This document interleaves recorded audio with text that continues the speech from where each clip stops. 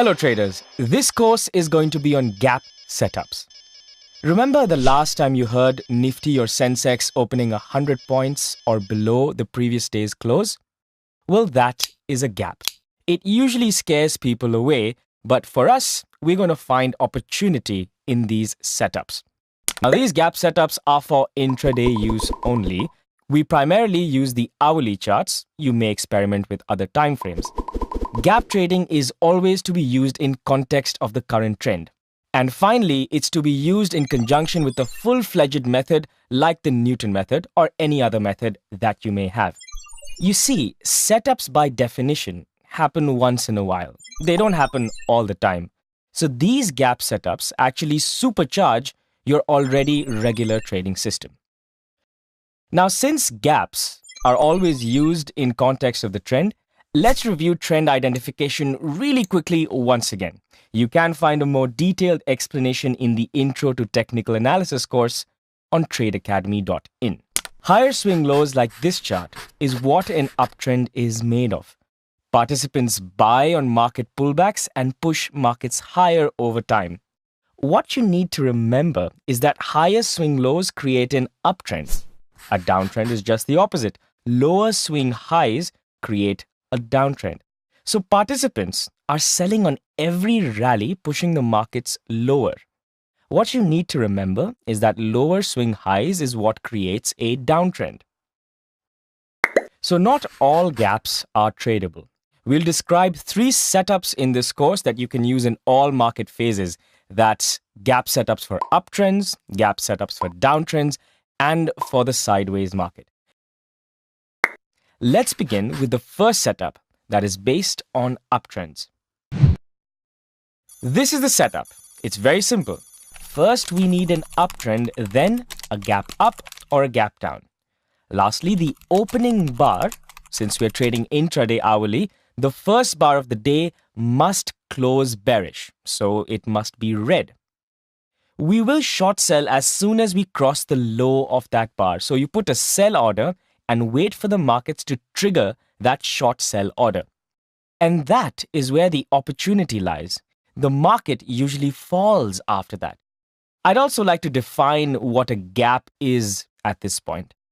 A gap is simply when the opening bar is far away from the previous day's close. Okay, so we already know what the setup is. Let's see some real examples.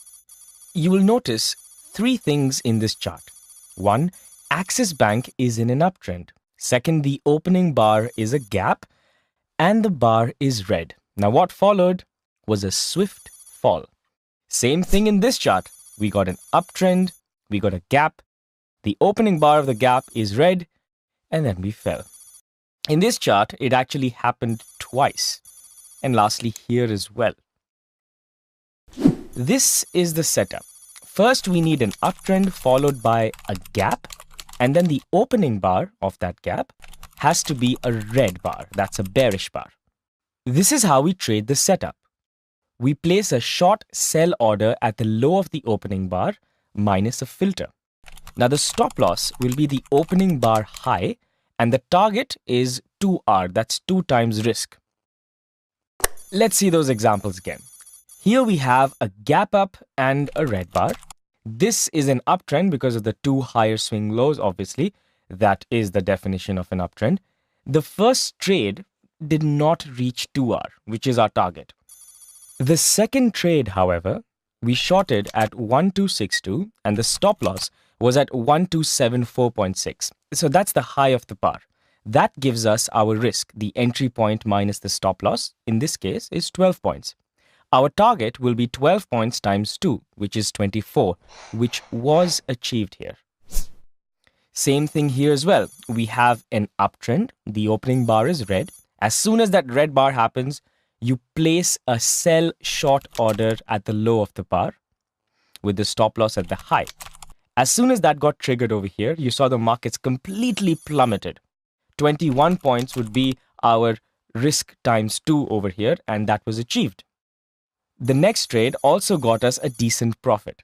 The opening bar was red, it was a gap up, and the market fell from there.